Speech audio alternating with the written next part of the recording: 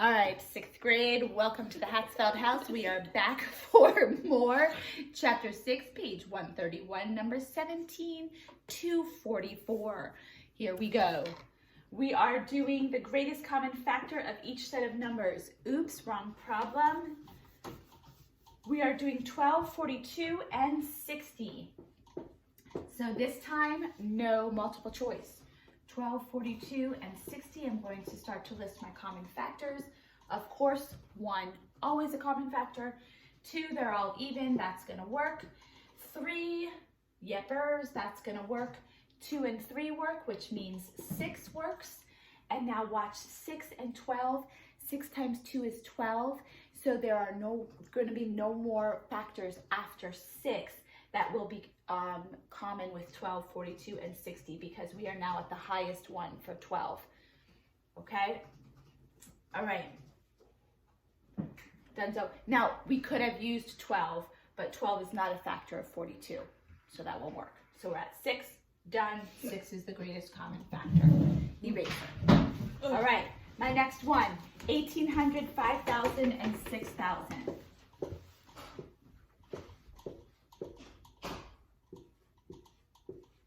Okay, now some of you listed all of the factors of 1,800, 5,000, and 6,000.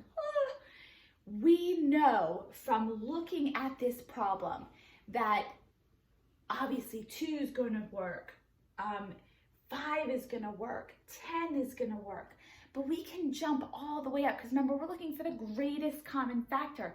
So let's go up higher and let's say 100, because of these 2 zeros here, at the end of all of these numbers, 100 is going to be a common factor. So I'm not even going to list any of the ones below 100. I'm going to start right at 100. So 100 is a common factor. Now I'm going to go for 200. Is 200 a common factor? Yes, it is. Do I hear 300? I do not hear 300. 50 will not. 300 will not go into 50, not a common factor. 400, not gonna work. 4 does not go into 18, so 4, that won't work. 500 will not work because 5 does not go into 18. So we are nearing some big numbers here, and they're not going to work in here. 600 is not going to work. 700 is not going to work. 800 is not going to work. 900 is not going to work. And now look at 18. 900 times 2 is 1,800. So we've hit like the halfway point for 1,800. So we are finished. And 18 won't work in 50 and 60. So actually, this is all you had to do. And 200 is your greatest common factor. Okay, so see my thinking there. I could jump all the way into the hundreds because I know that 100 is my, because of these 2 zeros, that 100 is a factor. And then from there, I can count by 100s and see where I lie from there. Okay, all right, erase that. 200 is your answer. Match each pair of numbers to their common factors. Okay, so you have 19, 20, 21, 22, and 23. And you had, so 18 was 4 and 8. 19 was 5 and 15. 20, oops, this one's 19. This one is 20. 21, that's an ugly 21, sorry. 21 is 8 and 24. 23, oh my word, why am I skipping numbers? 22 is 6 and 30. And 23 is 9 and 30.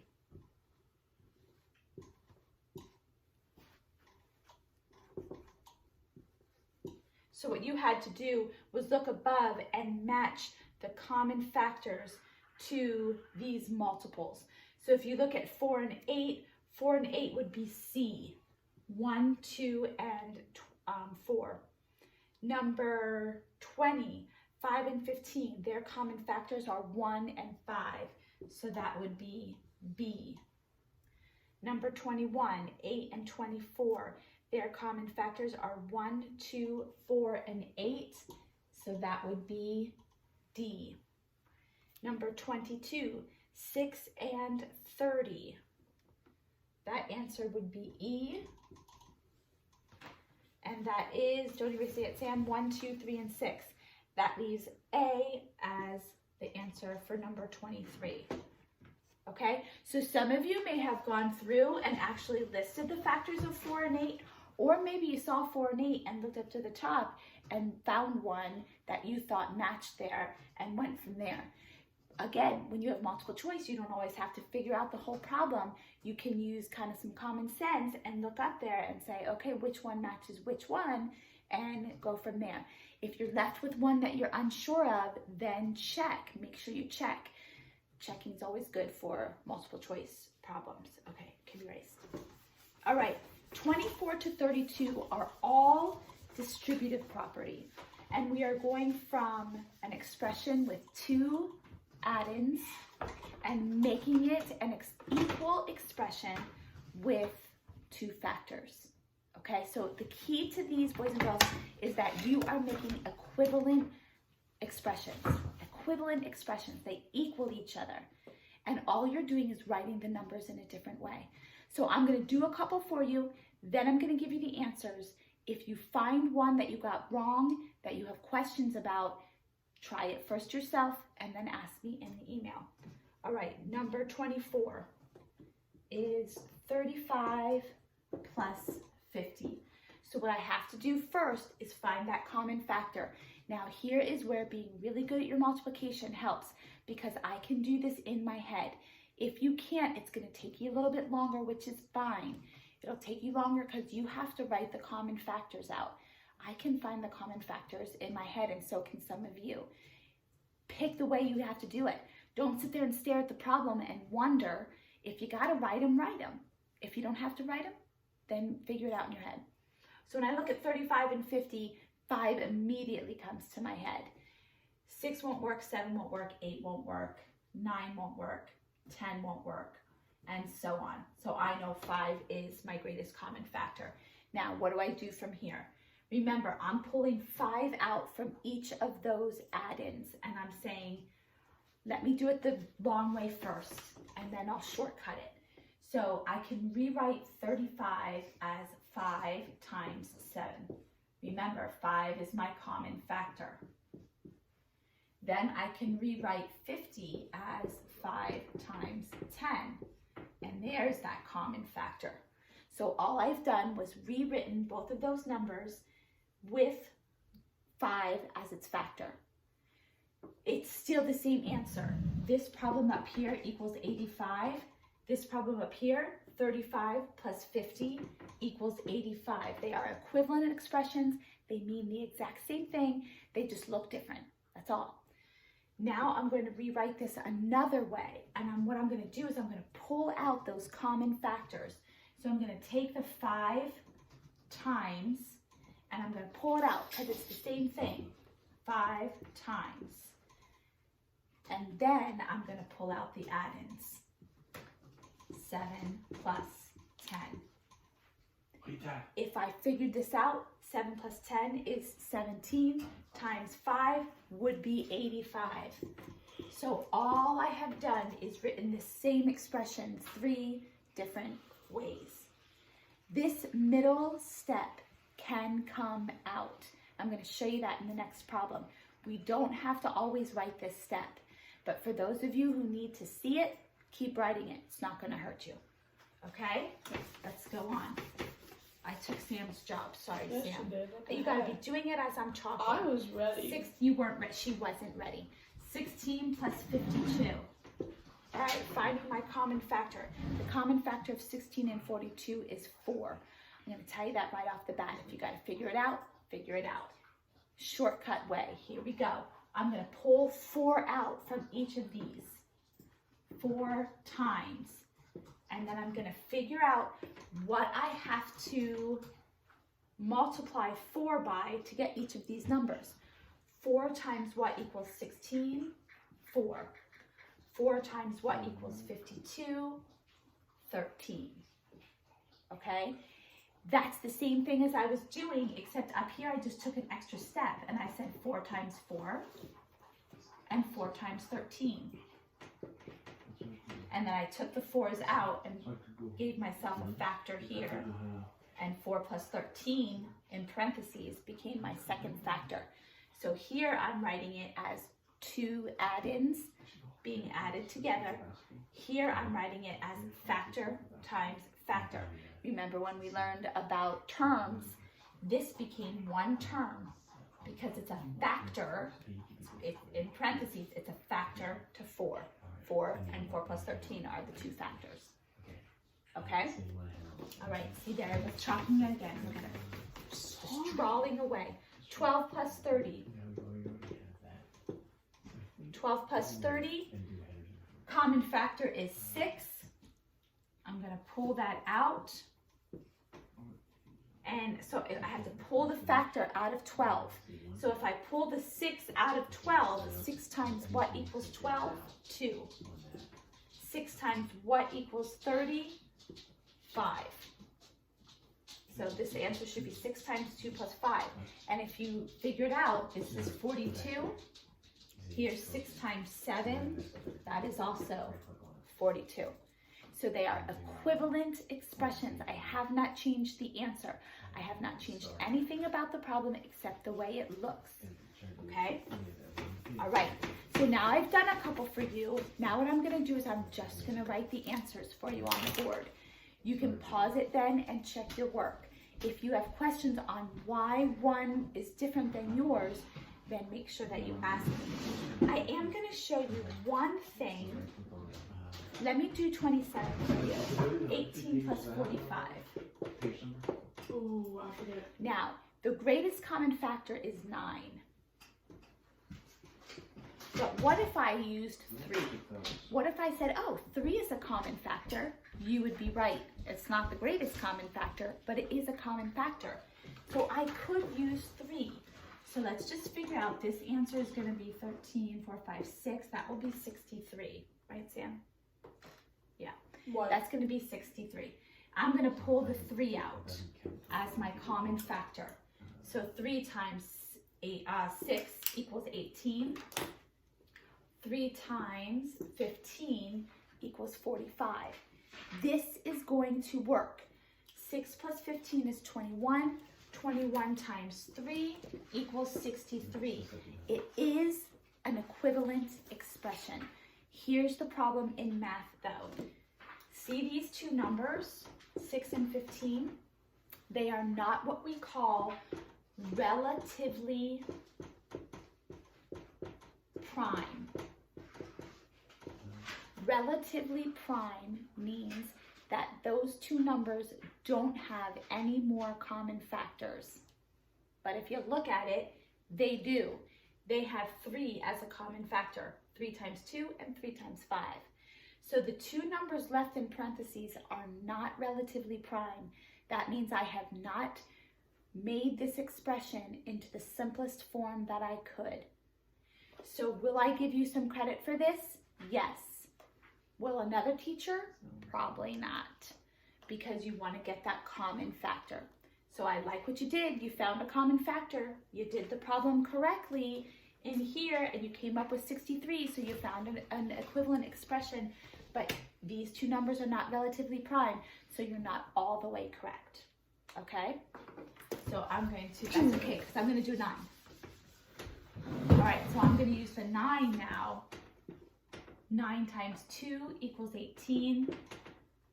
45 divided by 9 is 5.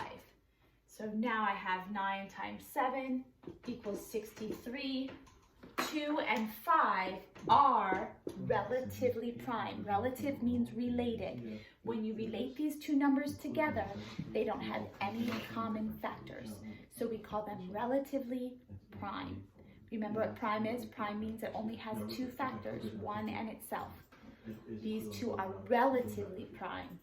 That means that when you compare them together, They don't have any common factors except, of course, 1. That's good. Okay, so you may have some answers that are wrong when you check them with my work.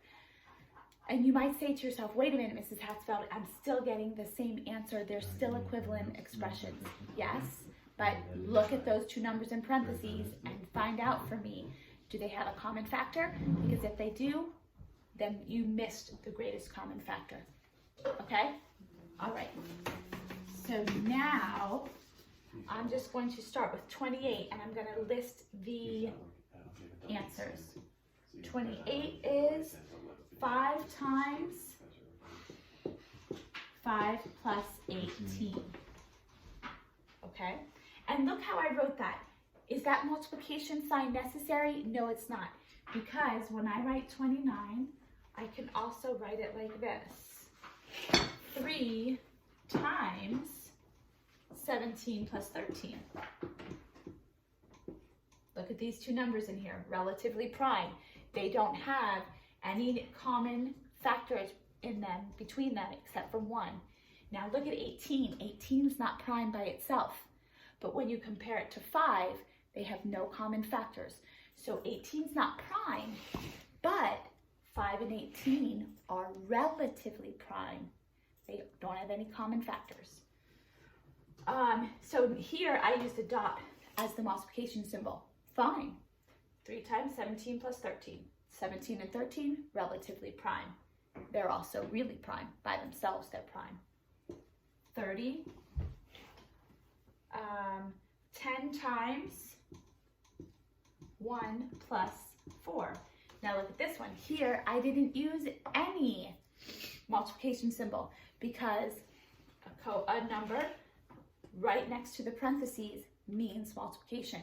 Any one of those 3 ways are okay to write your expressions.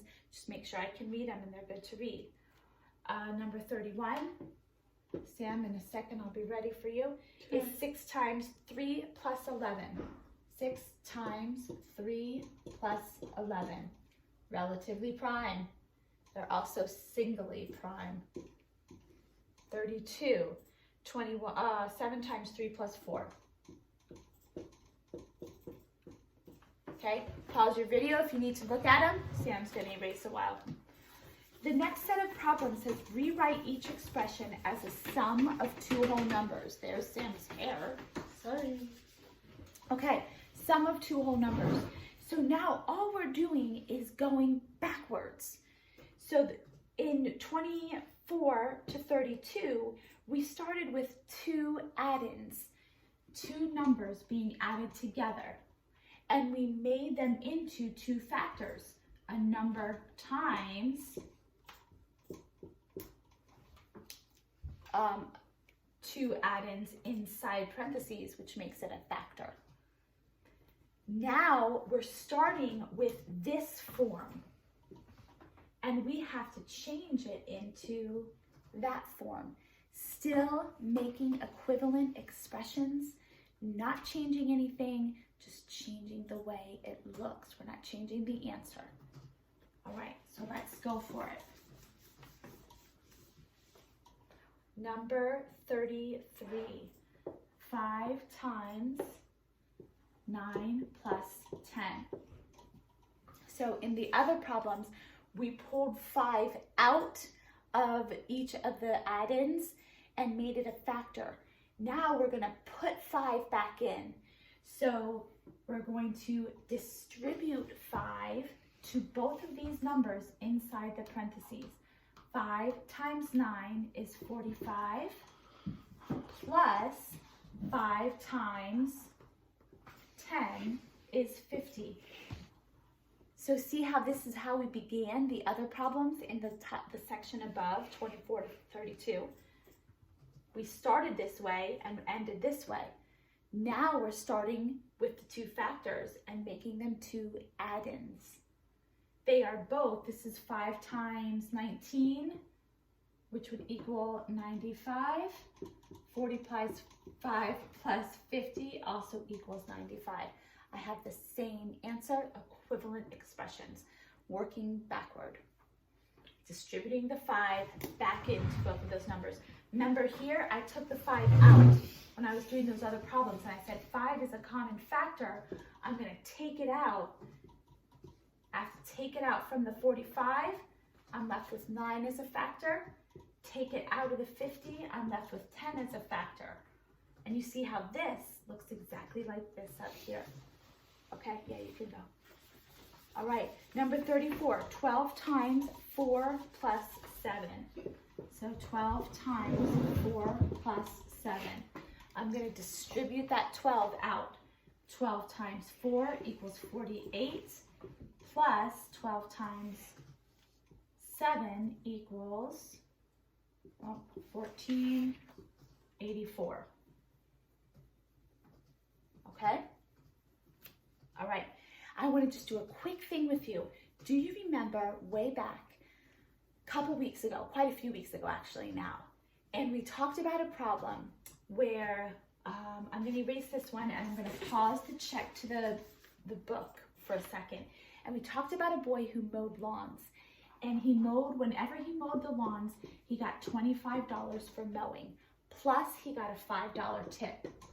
So he got $25 a week. Plus each week he got a $5 tip. And you had to figure out how much he got for 8 weeks. You guys, even without knowing the distributive property, did it 2 different ways. The class was kind of split in how we did it. Some of you added 25 plus 5 first. And you wanted to get that answer and then multiply it times 8. Remember that? And then others of you said, nah, I think what I'm going to do is I'm going to multiply 8 times the $25 he gets for mowing. And then I'm going to add it to the 8 times the $5 tip he gets each week. That's the distributive property. That's what you're doing. It made sense up here when you had to figure it out how much you got for 8 weeks. All you're doing now is doing that lots of different times with lots of different numbers. You're doing this same problem 2 different ways. That is the distributive property. Okay? All right, we're doing number 33. No, we're not. It's 35. 35 is 6 times 15 plus 8. 6 times 15 plus 8. And I'm going to distribute the 6. So this is like saying he got $15 a week plus an $8 tip for 6 weeks. I can figure it out like this, or I can say, all right, well, he got 6 weeks of $15 plus 6 weeks of $8.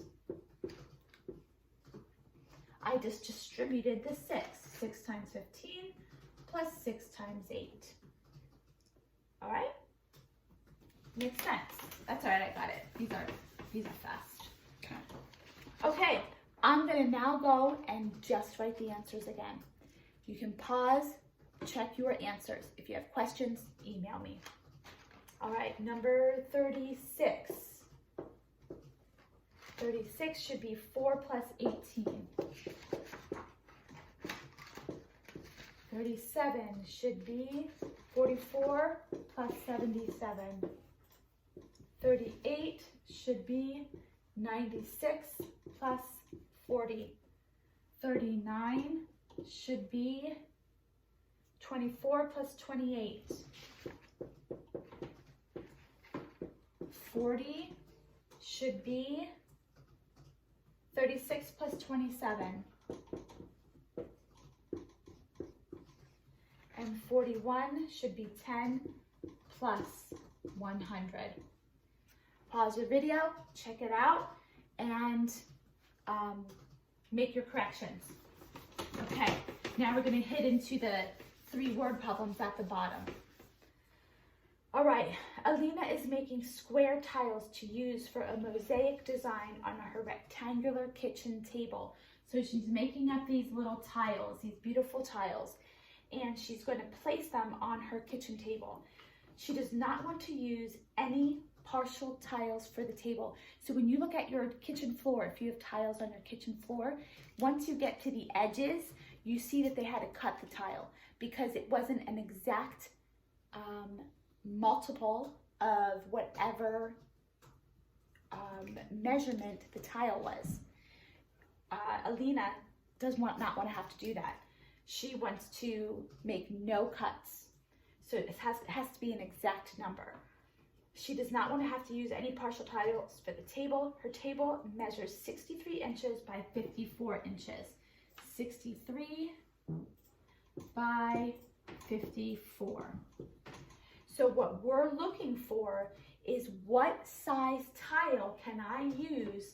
What is the biggest size tile I can use to fit this way and this way? So I've got to look for a number that goes into 63 and into 54. What is that? It's a common factor. I want the biggest size tile, so I'm looking for the biggest factor, which we call the greatest common factor. So what's the greatest common factor between 63 and 54? Well, you could figure it out and make your list. Those of you who can kind of see it can see already that 7 will be, oh my gosh, I'm so sorry. I was like, 7 doesn't work. That's because this should be 56. And 7 should be your greatest common factor. So I can fit 9 across, and I can fit 8 of those 7-inch tiles down. Okay, so I want a 7 by 7-inch tile. Okay. Questions? Well, you can't really ask me. Email me the questions. Okay, number 43. Miss Nakamura, hello Miss Nakamura, has 2 gardens. Now, boys and girls, writing it out, drawing it out. Remember, read and understand. Draw out the situation, represent it somehow. Make a drawing, make a table, make a chart. Then figure out a way to solve it, check it, okay? So she has 2 gardens in her yard. Both gardens are 9 feet long. So here's a 9-foot garden, and here is a 9-foot garden. They're both the same length. One garden is 3 feet wide, so it's 9 by 3. And one garden is 5 feet wide, so it's 9 by 5. Write 2 expressions that each show the total area of the gardens. Then explain how you know the 2 expressions are equivalent. Well, let's take a look at it. How do you find area? I hope you remember. Remember, area is the same area an array. They look almost the same. I know in 3rd grade you learned the word array because I stand across from Mrs. Hartman and I hear it, and then I say it again in 4th grade. Array is area. You're looking for how many little squares fit inside this rectangle. And there's 1, 2, 3, 4, 5, 6, 7, 8, 9. So there's 9 rows. Each of those is a foot. 1 foot down, 9 feet down, and 3 feet across. So there's your array. If I have 9 rows of 3, 9 rows of 3, 9 groups of 3, then that represents my area. And when we represent area, we represent it in square tiles. So this would be square feet because that's the measurement we're using. So one way to find this area is 9 times 3. How do I find the area of this rectangle? 9 times 5, right? Now, hopefully, when you saw those 2 expressions and you said, oh, I can just find 9 times 3 and add it to 9 times 5. Yeah, you sure can. So I'm going to write that on this one so you can still see my picture.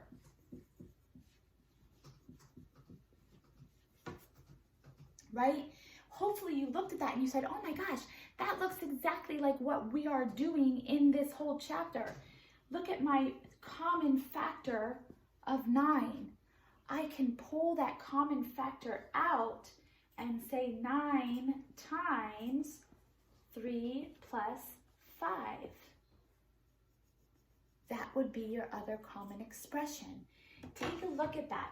If I would merge these two gardens, 9 is my common side.